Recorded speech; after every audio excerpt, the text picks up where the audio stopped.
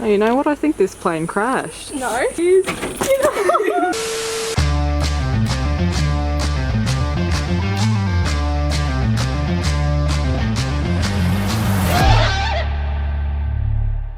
So it's been about a month since my last vlog and quite a lot has been happening. So let's start from a few escapades in the jungle and on some island in the Great Barrier Reef.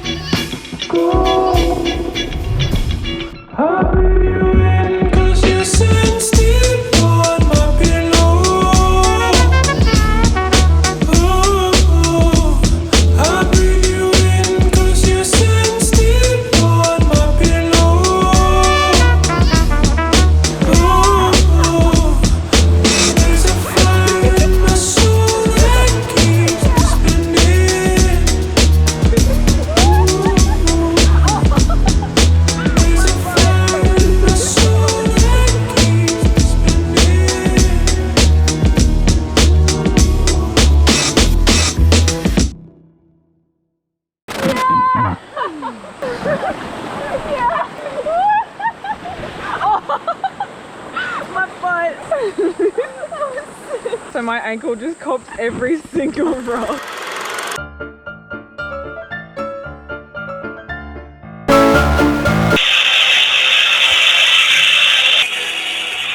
Bro.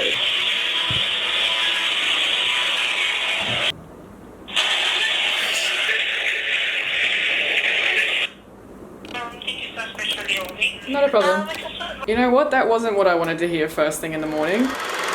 Okay, so I've got quite a few boxes to unpack today. All of this and over there will be a restock on the black and vintage style sunnies that you guys just completely smashed. What I thought was gonna last like 4 or 5 months lasted maybe a month and a half. So now it's just a process of unpacking everything, sorting it, barcoding it, packaging it, and then sending it down to Sydney to the warehouse so it can be sent to you guys. If you're watching this now, they'll be on the website if you wanted some. And we also got a restock in of everyone's favorite socks. God, between the hold music and unpacking boxes, I don't blame you guys if you don't want to watch the rest of the video. It gets a lot more interesting though. We're going on some sick adventures, so stick around. So I'm gonna do that and then maybe make some candles out of the these bloody coconuts. I've been making the coconuts into candles now as well as succulents. A few of you on Instagram asked me to show you how I make these. If you don't follow me on Instagram, go do that. So I might run through that really quickly later. But for now, I'm gonna go get this stuff out to you guys. Welcome to Brienne's kitchen. We're not cooking. We don't do that in here. We make candles. Can't decide if I like the vintage pair or the black pair better yet. Lucky I have a whole lounge room full of them. I'm gonna let post-production Brienne do this because it's too hard to make candles and try and explain things at the same time. All right, today on making candles with Brienne. First, you have to weigh out how much wax you're gonna need. I'm using soy wax, it's just easy to work with. Then go and grab yourself some wicks and stick them to the bottom of whatever container you're using. The wicks will move, so you need to sturdy them so they stay center. I've just used pens. You're gonna need a thermometer and a pourer. It needs to be melted and poured at certain temperatures. You will have to double boil the wax so it doesn't burn the bottom of it. At a certain temperature, you need to add the fragrance. I don't remember what it is. And once it's all melted, you need to let it cool to a certain temperature before you can pour it. Google is your friend, I don't know. Now you just pour it all into the coconuts or containers or glassware or whatever it is that you're using. The soy wax takes hours to solidify and even longer to set. Like ideally leave it undisturbed overnight or even up to a week. I'll show you the finished product later in the video once these are all set.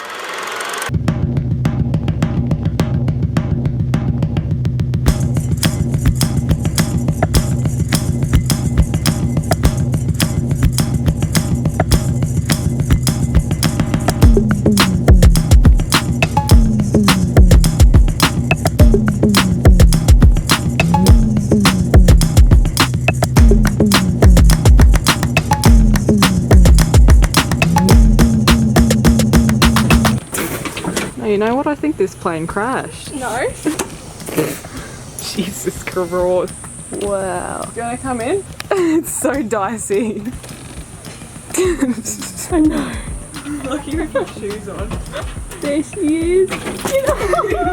So as I was editing the footage from one of the islands that we went to on the reef, I saw a news article basically saying that someone had been airlifted off that same island like a week or two later with an irukandji sting. We weren't wearing stinger suits. That was really lucky because the first day we went there, we were swimming around. There weren't really too many jellyfish. The second morning though, we got up really early and went on this big walk through the rainforest to this sort of hidden beach. And I was staring down at the water, and the longer I was looking at it, the more jellyfish I could see popping up. We still went swimming though, got stung a few times, but nothing bad. But yeah, now I'm reading that people had to get airlifted off the island to hospital from irukandji stings, so that's fun. Don't do what I did. There are so many jellyfish in the tropics, like so many jellyfish. But the two you really want to watch out for are box jellyfish or irukandjis. They're more or less within the same species. One is like a human-sized plastic bag of absolute terror, my worst fear in the world. It's arguably the most venomous animal in the entire world. A good sting from one of these is usually so overwhelmingly painful that most people just go into shock immediately and drown, or go into cardiac arrest, have heart failure, a number of different things. Not ideal. And these little shits can actually swim quite quickly. Like most jellyfish just sort of blob along. These guys swim with purpose. I don't even want to talk about it anymore. The irukandji, also terrible. The bell is like the size of your fingernail, and their tentacles can either be a few inches to like a meter long. Now this insidious little creature is not like the box jellyfish. It's not immediately painful. Usually people don't even know they've been stung. But then 45 minutes later or so, you start developing irukandji syndrome, which is just basically hell on earth. People usually only notice because their limbs start becoming paralyzed. There was a story about a mother who had like 3 kids who got stung by an irukandji jellyfish, and she said the worst pain in childbirth is like the start of the pain in irukandji syndrome.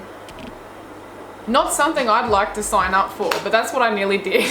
People often beg doctors just to euthanize them because the pain is so intense. It can last from like 12 hours to weeks. The highest dosage of morphine and painkillers don't help at all. A bunch of people who have had it said they weren't really scared to die. They really wanted to die, but they were scared that they wouldn't die and it would be like this permanently. Really messed up. Scary stuff. Anyway, I was reading that news report and then fell into a hole about irukandjis and box jellyfish. But yeah, you can wear stinger suits, which is basically a full body lycra suit, which is very attractive. But we didn't do that, and we were just in the ocean drinking rum in our togs. So anyway, I'm gonna keep editing so you can see this video that you're currently watching.